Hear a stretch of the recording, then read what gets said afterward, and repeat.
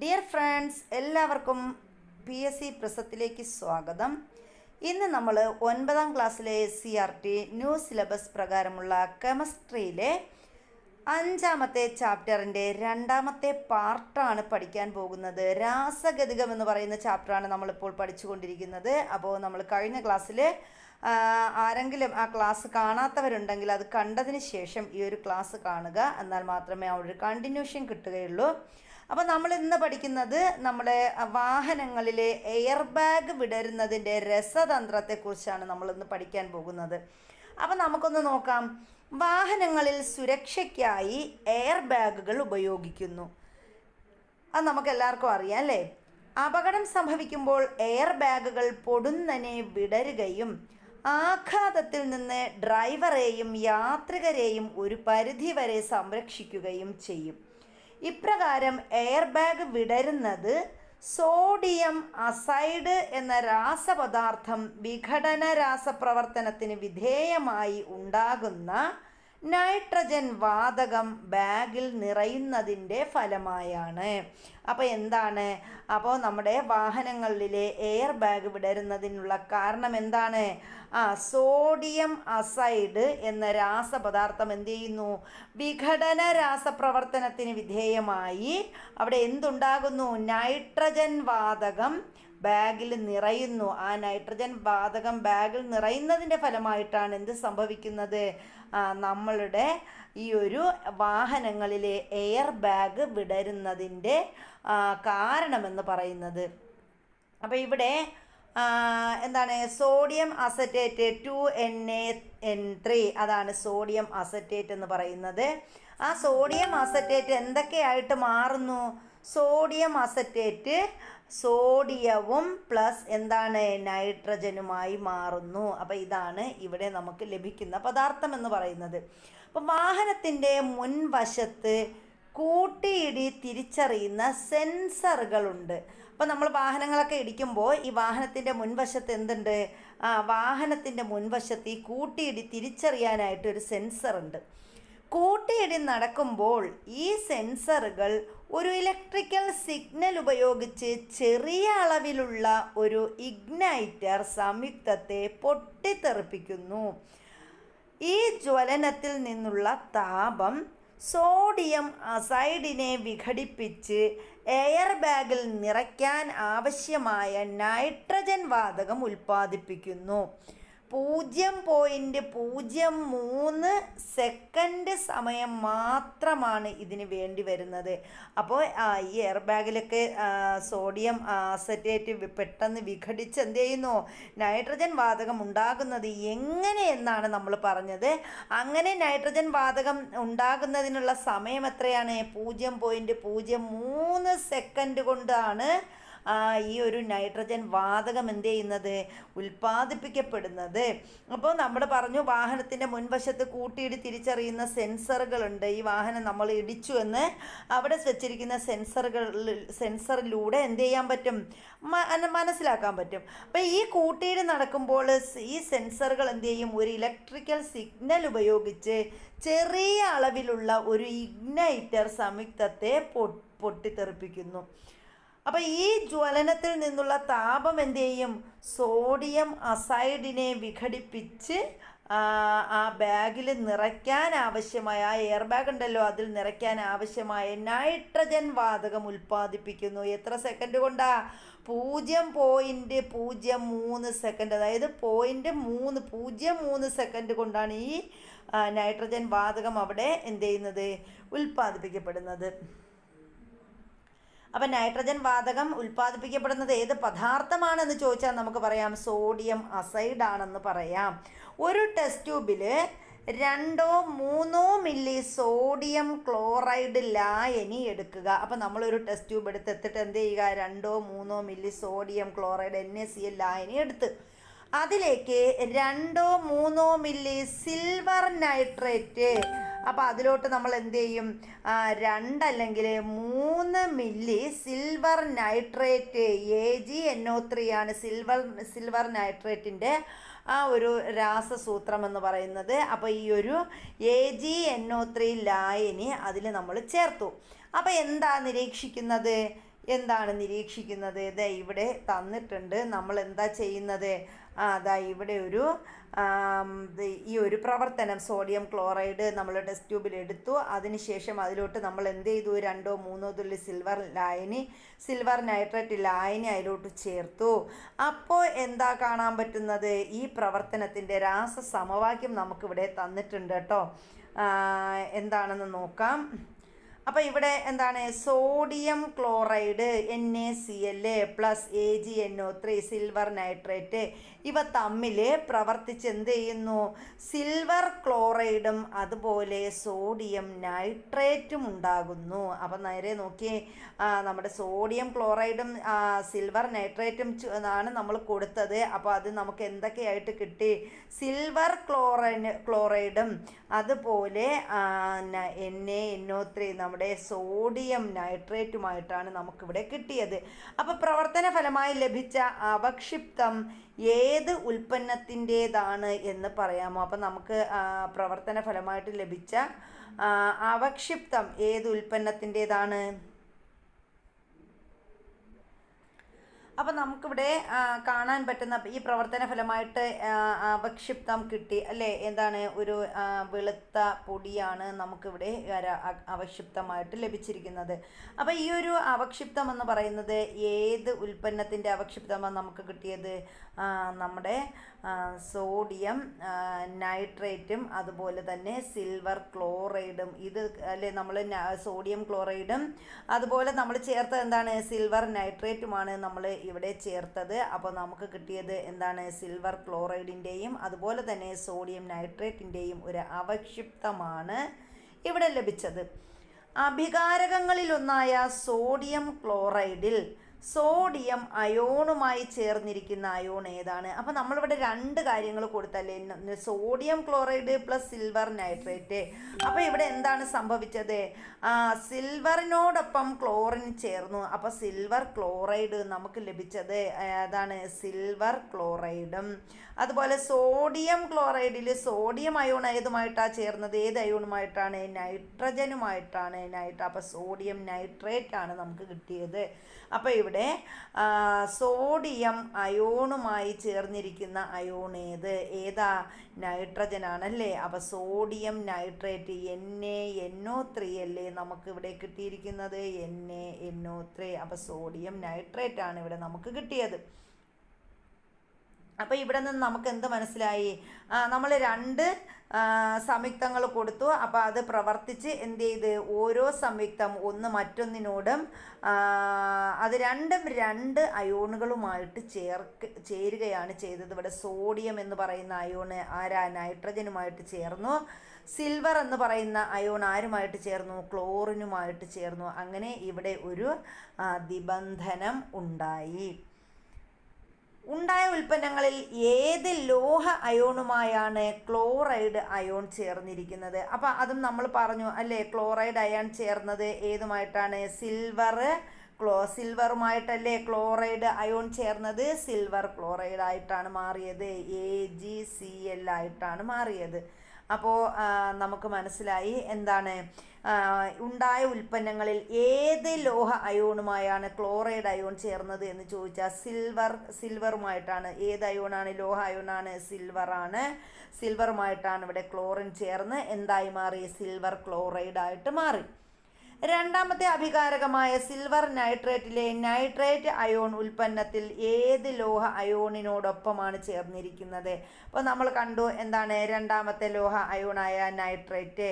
അപ്പോൾ silver നൈട്രേറ്റിലെ nitrogen ഏതുമായിട്ടാണ് ചേർന്നത്? സോഡിയമായിട്ടല്ലേ ചേർന്നത്? അതെ, സോഡിയം രണ്ടാമത്തെ അഭികാരമായ സിൽവർ നൈട്രേറ്റിലെ നൈട്രേറ്റ് ഏതുമായിട്ട് ചേർന്നു? സോഡിയവുമായിട്ട് ചേർന്നു. ഏത് ലോഹ അയോണിനോടൊപ്പമാണ് ചേർന്നത് എന്ന് ചോദിച്ചാൽ നമുക്ക് പറയാമല്ലോ, സോഡിയവുമായിട്ടാണ് ചേർന്നത്. NaNO3 ആയിട്ടാണ് അവിടെ മാറിയത്. അപ്പോൾ സോഡിയം നൈട്രേറ്റ് ആയിട്ട് മാറി. സോഡിയം ക്ലോറൈഡും സിൽവർ നൈട്രേറ്റും തമ്മിലുള്ള പ്രവർത്തനത്തിൽ അയോണുകളെ പരസ്പരം വച്ച് മാറുകയാണ് ചെയ്തത്. ആണല്ലോ. അവിടെ പരസ്പരം എന്ത് ചെയ്തു? ഇവിടെ കണ്ടോ, ഈ അയോണുകളെ ഇവിടെ നമ്മുടെ സോഡിയം എന്ന് പറയുന്നത് സോഡിയം ക്ലോറൈഡും സിൽവർ നൈട്രേറ്റുമാണല്ലോ. അപ്പോൾ എന്ത് ചെയ്തു? ഈ സോഡിയം നൈട്രേറ്റുമായിട്ട് ചേർന്നു. ഇവിടെ സോഡിയം എന്ത് ചെയ്തു? നൈട്രേറ്റുമായിട്ട് ചേർന്നു. അതുപോലെ സിൽവർ എന്ത് ചെയ്തു? ക്ലോറിനുമായിട്ട് ചേർന്നു. അതാണ് ഇവിടുത്തെ വ്യത്യാസം. ഇനി നോക്കിയേ, രണ്ട് സംയുക്തങ്ങൾ തമ്മിൽ പ്രവർത്തിക്കുമ്പോൾ അയോണുകളെ പരസ്പരം വച്ചുമാറി പുതിയ രണ്ട് സംയുക്തങ്ങൾ ഉണ്ടാകുന്ന തരം പ്രവർത്തനത്തെ ദ്വിവിഘടന രാസപ്രവർത്തനം എന്ന് പറയുന്നു. അപ്പം എന്താണ് ദ്വിവിഘടന രാസപ്രവർത്തനം എന്ന് പറഞ്ഞാൽ? അല്ലെങ്കിൽ ഡബിൾ ഡീകോമ്പോസിഷൻ എന്ന് പറഞ്ഞാൽ എന്താണ്? രണ്ട് സംയുക്തങ്ങൾ തമ്മിൽ പ്രവർത്തിക്കുമ്പോൾ അയോണുകളെ പരസ്പരം വച്ചുമാറി പുതിയ രണ്ട് സംയുക്തങ്ങൾ ഉണ്ടാകുന്ന തരം പ്രവർത്തനത്തെയാണ് നമ്മൾ എന്തെന്ന് പറയുന്നത്? ദ്വിവിഘടന രാസപ്രവർത്തനം എന്ന് പറയുന്നത്. അപ്പോൾ എന്താണ് ദ്വിവിഘടന രാസപ്രവർത്തനം എന്ന് ഉദാഹരണ സഹിതം നമ്മൾ വ്യക്തമായി പഠിച്ചു കഴിഞ്ഞു. ഇനി നോക്കിയേ, ദ്വിവിഘടന രാസപ്രവർത്തനങ്ങളെ 3 വിധത്തിൽ തരംതിരിക്കാം. അപ്പം എങ്ങനെയൊക്കെയാ? ഒന്നാമതായിട്ട് അവക്ഷിപ്ത രൂപീകരണ രാസപ്രവർത്തനങ്ങൾ. അവയിൽ ഒന്നാമത്തേത് എന്താണ്? അവക്ഷിപ്ത രൂപീകരണ രാസപ്രവർത്തനങ്ങൾ. അതായത് ലായനിയിൽ നിന്ന് വേർതിരിച്ചെടുക്കാനാകുന്ന അലേയ സംയുക്തങ്ങളാണ് അവക്ഷിപ്തങ്ങൾ എന്ന് പറയുന്നത്. അവ നമ്മൾ ഈ ഒരു ദ്വിവിഘടന രാസപ്രവർത്തനങ്ങളെ 3 വിധത്തിൽ നമ്മൾ തരംതിരിക്കുന്നു എന്ന് പറഞ്ഞു. അതിലൊന്നാമത്തേതാണ് അവക്ഷിപ്ത രൂപീകരണ രാസപ്രവർത്തനം എന്ന് പറയുന്നത്. എന്താണ് അവക്ഷിപ്ത രൂപീകരണ രാസപ്രവർത്തനം എന്ന് ചോദിച്ചാൽ നമുക്ക് പറയാം, ലായനിയിൽ നിന്ന് വേർതിരിച്ചെടുക്കാനാവുന്ന അലേയ സംയുക്തങ്ങളെയാണ് നമ്മൾ എന്തെന്ന് പറയുന്നത്? അവക്ഷിപ്തങ്ങൾ എന്ന് പറയുന്നത്. അങ്ങനെയെങ്കിൽ ഈ ദ്വിവിഘടന രാസപ്രവർത്തനം എന്താണ്? അവക്ഷിപ്ത രൂപീകരണ രാസപ്രവർത്തനമാണെന്ന് നമുക്ക് പറയാം. അപ്പോൾ ഉദാഹരണം നമ്മൾ ഇവിടെ തന്നിട്ടുണ്ട്. എന്താണ്? MgCl2 magnesium chloride. ഈ മഗ്നീഷ്യം ക്ലോറൈഡ് ആരുമായിട്ട് ചേരുന്നു? ഹൈഡ്രജൻ സൾഫേറ്റുമായിട്ട് ചേരുന്നു. ഹൈഡ്രജൻ സൾഫേറ്റുമായിട്ട് ചേരുമ്പോൾ അവിടെ എന്തൊക്കെ ഉണ്ടാകുന്നു? മഗ്നീഷ്യം സൾഫേറ്റ്, ഈ Mg ഈ സൾഫറുമായിട്ട് പ്രവർത്തിക്കും. മഗ്നീഷ്യം സൾഫേറ്റും ഒപ്പം 2HCl അവിടെ എന്ത് ഉണ്ടാകുന്നു? ഹൈഡ്രജൻ ക്ലോറൈഡും ഉണ്ടാകുന്നു. അപ്പോൾ അതാണ് അവിടുത്തെ ദ്വിവിഘടന രാസപ്രവർത്തനം എന്ന് പറയുന്നത്. ഇനി രണ്ടാമത് എന്താണ്? വാതക രൂപീകരണ രാസപ്രവർത്തനങ്ങളാണ്. ഈ പറഞ്ഞ നമ്മുടെ ദ്വിവിഘടന രാസപ്രവർത്തനം എന്ന് പറയുന്നത്. അവിടെ ഒരു വാതകം എന്ത് ചെയ്യുന്നു? രൂപീകരിക്കുന്നുണ്ട്. അപ്പോൾ ഇവിടെ നമുക്ക് നോക്കാം, CaCO3 നമ്മുടെ CaCO3യും എന്തും 2HClഉം നമ്മുടെ 2HClഉം കൂടി ചേരുമ്പോൾ അവിടെ എന്തൊക്കെയാണ് നമുക്ക് കിട്ടുന്നത്? CaCl2 കാൽസ്യം ക്ലോറൈഡ് കിട്ടുന്നു, പ്ലസ് H2O അവിടെ ജലമുണ്ടാകുന്നു, പ്ലസ് എന്താണ്? CO2 അവിടെ കാർബൺ ഡൈ ഓക്സൈഡ്. അവിടെ ഒരു വാതകം ഉണ്ടാകുന്നില്ലേ? വാതകം ഉണ്ടാകുന്നുണ്ടല്ലോ. അവിടെ കാർബൺ ഡൈ ഓക്സൈഡ് വാതകമുണ്ടായി. അപ്പോൾ നമുക്ക് പറയാം എന്താണ്? വാതക രൂപീകരണ രാസപ്രവർത്തനമാണ് ഇത്. ഈ ഒരു ദ്വിവിഘടന രാസപ്രവർത്തനം എന്ന് പറയത്തില്ലേ? പറയാം. അടുത്ത് നമ്മൾ മൂന്നാമത്തേത് പറയുന്നു, ഉൽപ്പന്നങ്ങളിൽ ഒന്നെങ്കിലും അയോണുകളായി വേർതിരിക്കപ്പെടാത്ത സംയുക്തമുണ്ടാകുന്ന പ്രവർത്തനങ്ങൾ.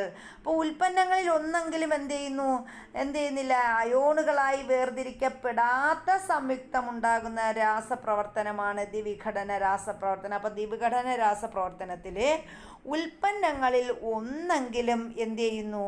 അയോണുകളായി വേർതിരിക്കപ്പെടാത്ത സംയുക്തമാണ് ഈ ദ്വിവിഘടന രാസപ്രവർത്തനം എന്ന് പറയുന്നത്. അതിന് നമുക്കിപ്പോൾ ഇവിടെ പറഞ്ഞിട്ടുണ്ട്, ഒരു ആസിഡും ലോഹ ഹൈഡ്രോക്സൈഡ് ബേസും തമ്മിൽ പ്രവർത്തിച്ച് ജലവും ലവണവും ലഭിക്കുന്ന നിർവീരീകരണ രാസപ്രവർത്തനങ്ങൾ ഇവയ്ക്ക് ഉദാഹരണമാണ്. അപ്പോൾ എന്താ സംഭവിക്കുന്നത്? ഒരു ആസിഡ്, ഇപ്പം നമ്മളിവിടെ ഉദാഹരണം പറഞ്ഞിട്ടുണ്ട്, ഒരു നമ്മളെടുത്ത ഹൈഡ്രോക്ലോറിക് ആസിഡ്. ഇനി അതെന്താണ്? ഹൈഡ്രോക്ലോറിക് ആസിഡ് അതുപോലെ NaOHും കൂടി ചേരുമ്പോൾ നമുക്ക് എന്ത് കിട്ടും? സോഡിയം ക്ലോറൈഡും എന്തും കിട്ടും? ജലവും ലഭിക്കുന്നു. അപ്പോൾ ഇവിടെ എന്താ പറഞ്ഞത്? ഒരു ആസിഡും ഒരു ലോഹ ഹൈഡ്രോക്സൈഡ് ബേസും തമ്മിൽ പ്രവർത്തിച്ച് ജലവും ലവണവും, ഇവിടെ ഏതാ ജലം? നമ്മുടെ ജലം ലഭിച്ചു വെച്ചിട്ട് കിട്ടി, അതുപോലെ സോഡിയം ക്ലോറൈഡ് ലവണവും നമുക്ക് ലഭിച്ചില്ലേ? അപ്പം അങ്ങനെ ലഭിക്കുന്ന നിർവിരീകരണ രാസപ്രവർത്തനങ്ങൾ ഈ ദ്വിവിഘടന രാസപ്രവർത്തനങ്ങൾക്ക് ഉദാഹരണമാണ്. അപ്പോൾ ഇത് നമ്മൾ നല്ലതുപോലെ എന്ത് ചെയ്യുക? മനസ്സിലാക്കി തന്നെ പഠിച്ചു പോവുക. ചുവടെ നൽകിയിരിക്കുന്ന രാസസമവാക്യം പരിശോധിച്ച് ഏതൊക്കെ അയോണുകളാണ് സംയുക്തങ്ങൾ പരസ്പരം വച്ച് മാറുന്നതെന്ന് തിരിച്ചറിയുക. അപ്പോൾ ദാ ഇവിടെ ചുവടെ നൽകിയിരിക്കുന്ന രാസസമവാക്യം, ഇവിടെ തന്നിരിക്കുന്ന രാസസമവാക്യം എന്താണ്?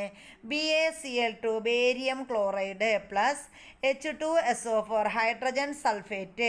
ഇത് രണ്ടും കൂടി പ്രവർത്തിച്ച് ഈ സംയുക്തങ്ങളെ ഇത് എന്താണ്? ഇത് അയോണുകളാണല്ലേ. അപ്പോൾ ഇതെന്ത് ചെയ്യുന്നു? ഈ അയോണുകൾ സംയുക്തങ്ങൾ പരസ്പരം എന്ത് ചെയ്യുന്നു? വച്ചു മാറുന്നുണ്ട്. അപ്പോൾ അതെന്താണ്? Barium chloride plus hydrogen sulphate ഇത് രണ്ടും കൂടി ചേരുമ്പോൾ എന്ത് ചെയ്യുന്നു?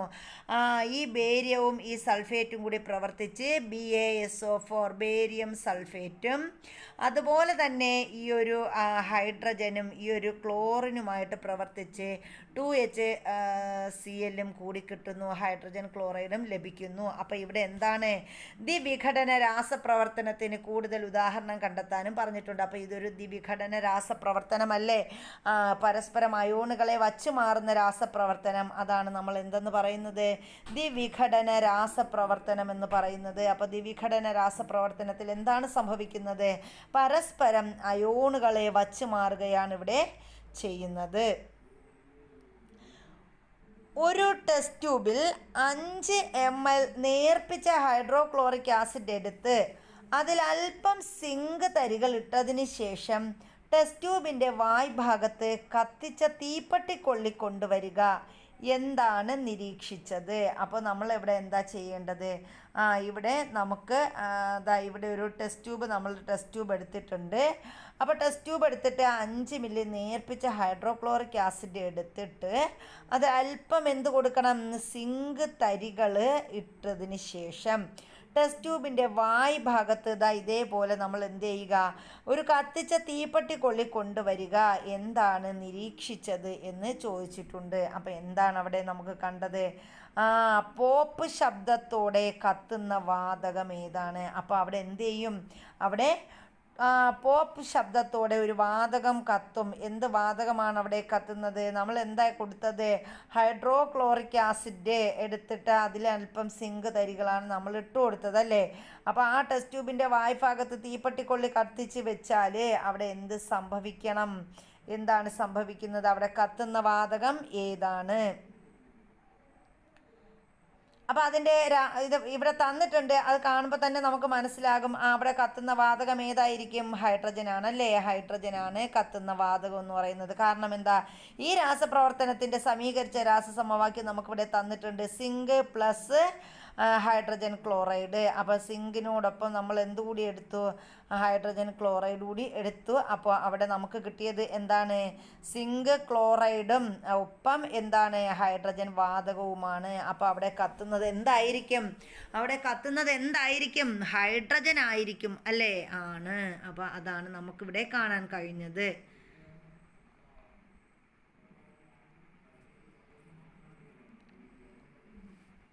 അപ്പോൾ രാസപ്രവർത്തന ഫലമായി ഹൈഡ്രജൻ ക്ലോറൈഡ്, അതായത് നമ്മുടെ ഹൈഡ്രോക്ലോറിക് ആസിഡ് എന്ന അഭികാരകത്തിലെ ഹൈഡ്രജന് പകരം ഉൽപ്പന്നത്തിൽ വന്നു ചേർന്ന ആറ്റം ഏതാണ്? അപ്പോൾ നമ്മൾ അഭികാരകത്തിൽ കൊടുത്ത എന്താണ്? ഹൈഡ്രജൻ അഭികാരകത്തിൽ HCl ആണ് നമ്മൾ കൊടുത്തത് അല്ലേ? ഹൈഡ്രോക്ലോറിക് ആസിഡാണ് നമ്മൾ കൊടുത്തത്. അപ്പോൾ അവിടെ ഹൈഡ്രജന് പകരം ഉൽപ്പന്നത്തിൽ എന്താ നമുക്ക് കിട്ടിയത്? വന്നു ചേർന്ന ആറ്റം ഏതാണ്? സിങ്ക് ക്ലോറൈഡ് ആണ് അല്ലേ, സിങ്ക് ക്ലോറൈഡ് അല്ലേ.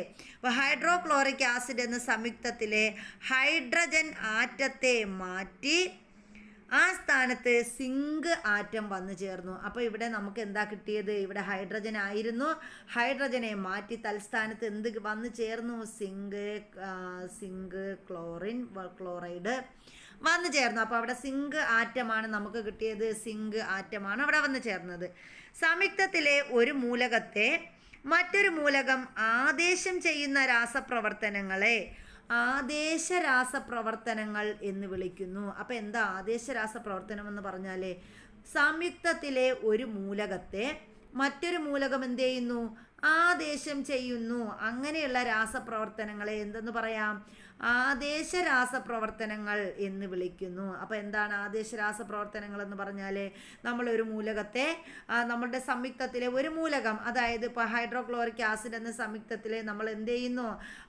അവിടെ നമ്മൾ സിങ്ക് അല്ലേ കൊടുത്തത്, അപ്പോൾ ഹൈഡ്രജനെ ആറ്റത്തെ മാറ്റി അവിടെ എന്ത് വരുന്നു? സിങ്ക് ആറ്റം വരുന്നു. അപ്പോൾ അവിടെ നമുക്ക് പറയാം ഒരു മൂലകത്തെ മറ്റൊരു മൂലകം ആദേശം ചെയ്യുന്ന രാസപ്രവർത്തനത്തെയാണ് നമ്മൾ എന്തെന്ന് പറയുന്നത്? ആദേശ രാസപ്രവർത്തനം എന്ന് വിളിക്കുന്നത്. ആദേശ രാസപ്രവർത്തനങ്ങൾക്ക് കൂടുതൽ ഉദാഹരണം കണ്ടെത്താൻ പറഞ്ഞിട്ടുണ്ട്. 4 വ്യത്യസ്ത തരം രാസപ്രവർത്തനങ്ങൾ നിങ്ങൾ പരിചയപ്പെട്ടു. ഇവയുടെ പ്രത്യേകതകൾ പട്ടികപ്പെടുത്താൻ പറഞ്ഞിട്ടുണ്ട്. അപ്പം നമ്മളിവിടെ ഇതുവരെ എത്രയാണ്? 4 വ്യത്യസ്ത രീതിയിലുള്ള രാസപ്രവർത്തനമാണ് ഈ ഒരു രാസഗതികം എന്ന ചാപ്റ്ററിലൂടെ നമ്മൾ ഇതുവരെ പരിചയപ്പെട്ടത് അല്ലേ. അപ്പം എന്തൊക്കെയാണ് അവിടെ നമ്മൾ പരിചയപ്പെട്ടതെന്ന് പറഞ്ഞേ. ആദ്യമായിട്ട് നമ്മൾ പറഞ്ഞു രാസപ്രവർത്തനം, അതിൻ്റെ സവിശേഷത. അതായത് ഒന്നാമത് നമ്മൾ പഠിച്ചത് എന്താണ്?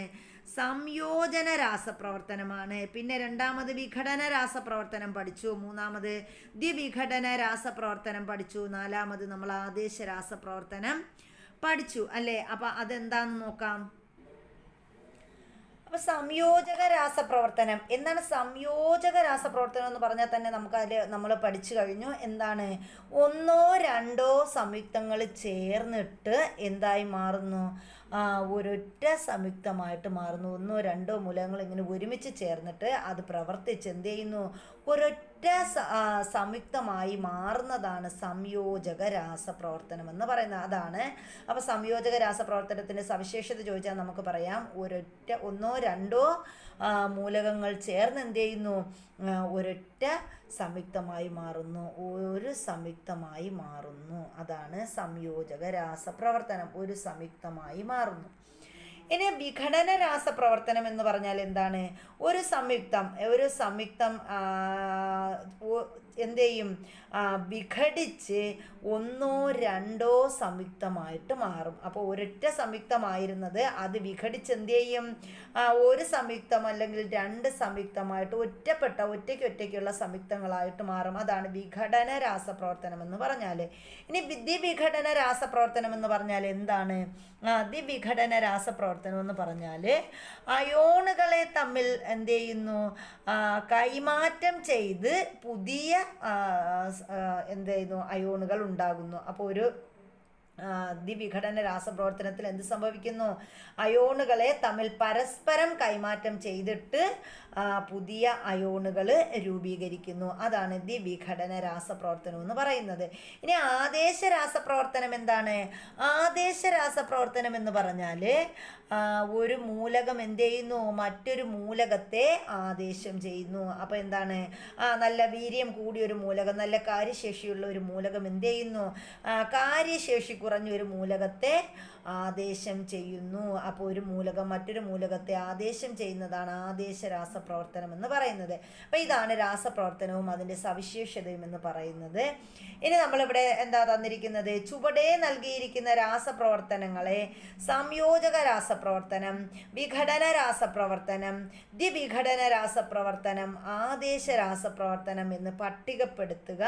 കൂടുതൽ ഉദാഹരണം ഉൾപ്പെടുത്തി പട്ടിക വിപുലീകരിക്കുക കൂടി ചെയ്യുക.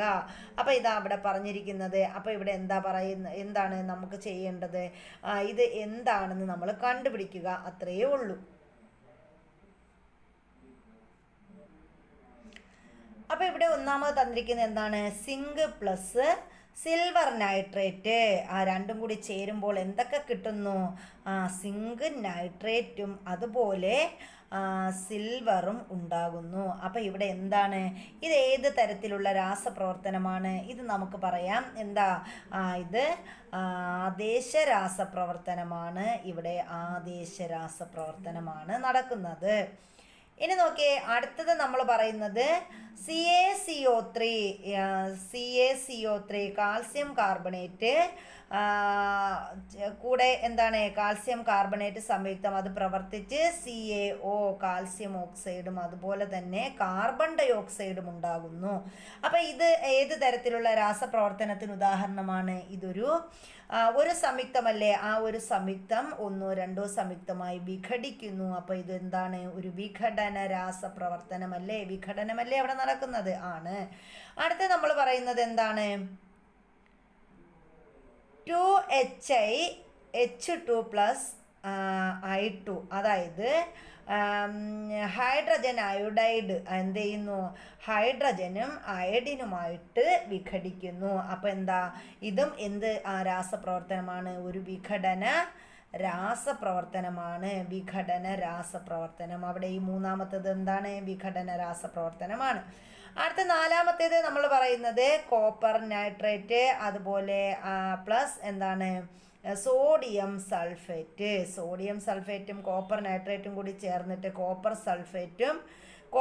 സൾഫേറ്റും അതുപോലെ എന്താണ്? സോഡിയം നൈട്രേറ്റുമാകുന്നു. അപ്പോൾ ഇത് ഏത് രീതിയിലുള്ള രാസപ്രവർത്തനമാണ്? ഇത് ഒരു ദ്വിവിഘടന. രണ്ട് സംയുക്തങ്ങൾ, രണ്ട് അയോണുകൾ മാറി രണ്ട് സംയുക്തങ്ങൾ ഉണ്ടാകുന്നു. രണ്ട് അയോണുകളുമായി പ്രവർത്തിച്ച് രണ്ട് അയോണിക സംയുക്തങ്ങൾ ഇവിടെ ഉണ്ടാകുന്നല്ലോ. അപ്പം എന്താ നമുക്ക് പറയാം? ഇതൊരു ദ്വിവിഘടന രാസപ്രവർത്തനമാണ്. ദ്വിവിഘടനമാണ് അവിടെ നടക്കുന്നത്. ദ്വിവിഘടനം. ഇനി നോക്കിയേ, അഞ്ചാമത്തെ എന്താണ്? നമ്മുടെ സൾഫർ ഓക്സൈഡും ജലവും ചേർന്നിട്ട് എന്ത് ചെയ്യുന്നു? ഹൈഡ്രജൻ നമ്മളെ H2SO4 ഉണ്ടാകുന്നു അല്ലേ? അപ്പോൾ ഇവിടെ എന്താണ്? ഏത് തരത്തിലുള്ള, അതായത് രണ്ട് സംയുക്തങ്ങൾ ചേർന്ന് എന്ത് ചെയ്യുന്നു? ഒരൊറ്റ സംയുക്തമാകുന്നു. അപ്പം നമുക്കിതെന്താ പറയുന്നത്? സംയോജക രാസപ്രവർത്തനമല്ലേ അവിടെ നടക്കുന്നത്? ആണ്. സംയോജക രാസപ്രവർത്തനമാണ്.